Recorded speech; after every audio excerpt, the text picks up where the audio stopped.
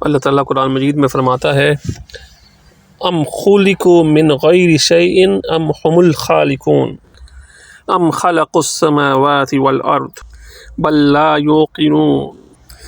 اللہ تعالیٰ قرآن مجید میں اس آیت میں انسان سے ریٹوریکل سوال پوچھتا ہے۔ اللہ تعالیٰ کہتا ہے کیا تم عدم سے وجود میں آئے ہو، یو کریٹڈ فرام نتھنگ۔ ایک یہ آپشن اللہ تعالیٰ دیتا ہے کہ کیا تم اگر اللہ خدا کو نہیں مانتے تو کیا تم عدم سے وجود میں آئے ہو۔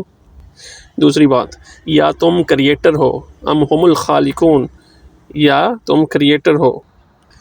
یا دوسری آپشن یہ ہے کہ جو کہ تیسری آپشن بلکہ جو کہ دوسری آپشن سے ریلیٹ کرتی ہے کہ کیا تم نے یہ کاسموس جو ہے، کاسمولوجی جو ہے، پوری کائنات کی جو کاسمولوجی ہے اس کو کریٹ کیا ہے تم نے۔ وہ بھی پاسبل نہیں ہے، جب انسان خود خالق نہیں ہے اس کائنات کا تو اس کی جو کاسمولوجی ہے اس کا خالق کیسے ہو سکتا ہے۔ چوتھی کہ پھر یا تو تم ہمیشہ سے ایگزسٹ کرتے ہو اور ہاں تم لوگوں کی کوئی سٹارٹ نہیں ہے۔ اور آخری اور لاسٹ چوائس جو انسان کے پاس رہتی ہے وہ یہ ہے کہ جو کہ انسان کو ماننا پڑے گا ہم جب ساری ایک ایک چوائس کو اسٹڈی کریں گے۔ لاسٹ چوائس ہے کہ تمہارا کوئی نہ کوئی خالق ضرور ہے، تمہارا خالق موجود ہے۔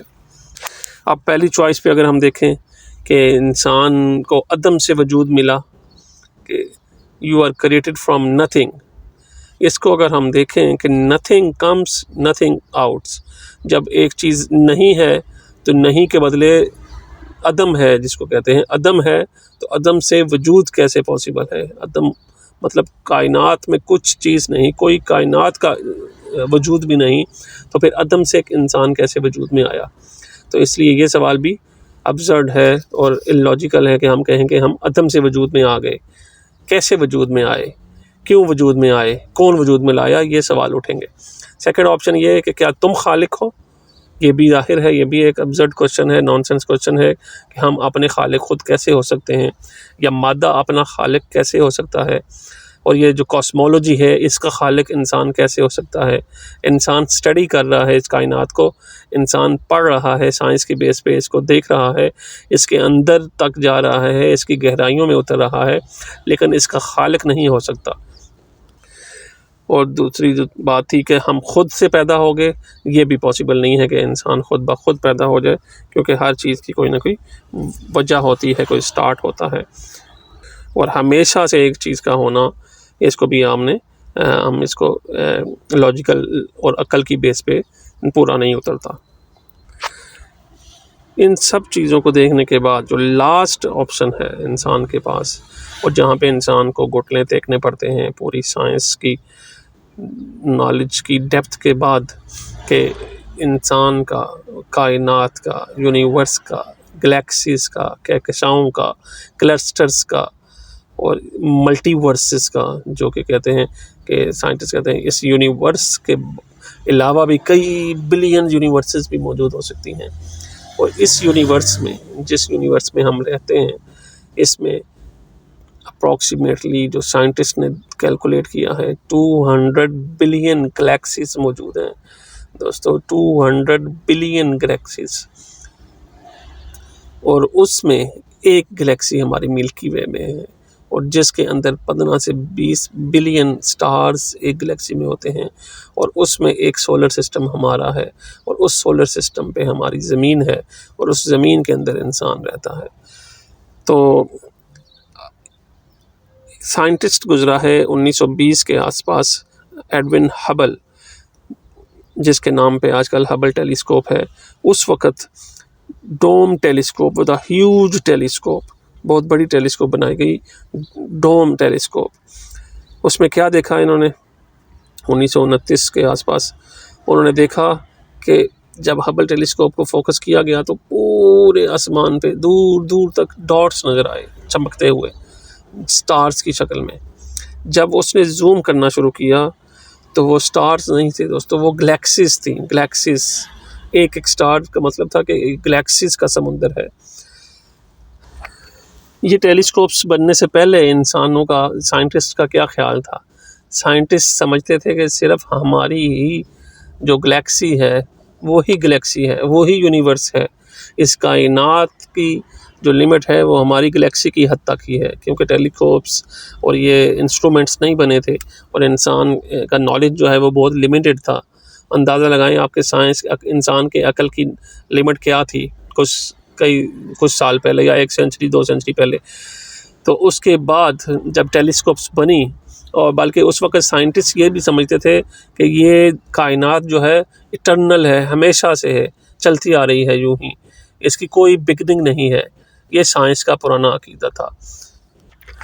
اچھا، اور دوسرا جو ہبل نے جب ٹیلیسکوپ میں سے دیکھا اور اس کو زوم ان کیا، اس نے اسٹڈیز کی بیسس پہ یہ بھی ڈسکور کیا کہ ہر چیز دوسری چیز سے دور جا رہی ہے، دے آر موونگ اوے، کہ یونیورس پھیل رہی ہے، یونیورس موو کر رہی ہے، ہر ذرہ کائنات کا حرکت میں ہے اور ایکسپینڈ کر رہا ہے، کائنات ایکسپینڈ کر رہی ہے، ہر لمحہ ہر لحظہ کائنات ایکسپینڈ کر رہی ہے۔ جب سائنٹسٹ نے یہ ڈسکور کیا کہ یہ کائنات ہر لمحہ ایکسپینڈ کر رہی ہے، اس کے بعد انہوں نے بولا wait a minute, let's rewind.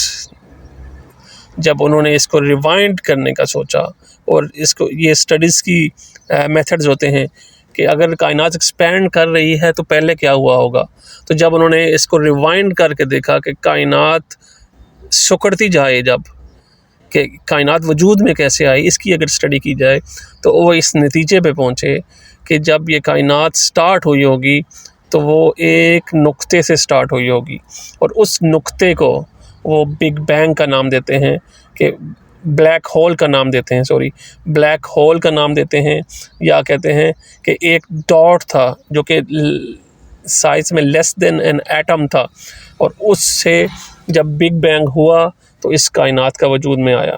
تو اس سے سائنٹسٹ نے یہ رزلٹ نکالا کہ universe has a beginning. Edwin Hubble نے اس وقت کے سب سے بڑے سائنٹسٹ کو، the father of scientist, Albert Einstein کو بلایا اور اس کو دکھایا کہ یہ ڈوم ٹیلیسکوپ سے آپ دیکھو۔ جب اس نے دیکھا تو یہ تھیوری پیش کی، اس کے بعد یہ اس پہ سائنٹسٹ کا جس کو کہتے ہیں کہ کامن انڈرسٹینڈنگ یہ ہوئی کہ اس کائنات کی بگننگ ہے، کیونکہ بلیک ہول تھیوری یا بگ بینگ تھیوری اس وقت آئی کہ اس کائنات، اگر کائنات ایکسپینڈ کر رہی ہے تو اس کو اگر ہم سکڑنے میں ریوائنڈ کریں کہ سکڑے گی جب تو کس پوزیشن پہ آئیں گی، اور وہ ایک نقطۂ آغاز ہوگا، آغاز اس کائنات کا، اس نقطۂ آغاز سے کائنات سٹارٹ ہوئی۔ تو اس سے یہ رزلٹ نکلا کہ اس کائنات کا نقطۂ آغاز ہے، اور یہ سائنٹسٹ نے ڈسکور کر لیا ہے۔ اگر سائنٹسٹ نے یہ ڈسکور کر لیا ہے کہ اس کائنات کی بگننگ ہے، تو اس کائنات کا بگنر بھی ہے، اس کائنات کو سٹارٹ کرنے والا بھی ہے، کیونکہ from nothing can come out, یہاں پہ کوئی سٹارٹ کرنے والا اس کائنات کو ہے، اور اس کو خالق کائنات کہتے ہیں، اس کو خدا کہتے ہیں، اس کو اللہ کہتے ہیں۔ آج کے لیے اتنا ہی کافی ہے۔ اس میں بھی اگر آپ کے کوشچنز ہیں، کوئی آبجیکشنز ہیں، کوئی کرٹیسزم کرنا ہے آپ نے کریں، نیکسٹ ایپیسوڈ میں ہم اس کا جواب دیں گے اور آگے چلیں گے۔ امید ہے آپ کو ان باتوں کی جو میں نے کی ہیں سمجھ آئی ہوگی، اور اس میں مزید ایکسپلینیشن ہم نیکسٹ ایپیسوڈ میں کریں گے۔ اپنا خیال رکھیے گا اور اپنے پیاروں کا خیال رکھیے گا، ہمیں دعاؤں میں یاد رکھیے گا۔ اس کو لائک کریں، سبسکرائب کریں، شیئر کریں، اور ہم اس کے لیے اپنے لیے صدقہ جاریہ بنائیں۔ جزاک اللہ۔ السلام علیکم ورحمۃ اللہ وبرکاتہ۔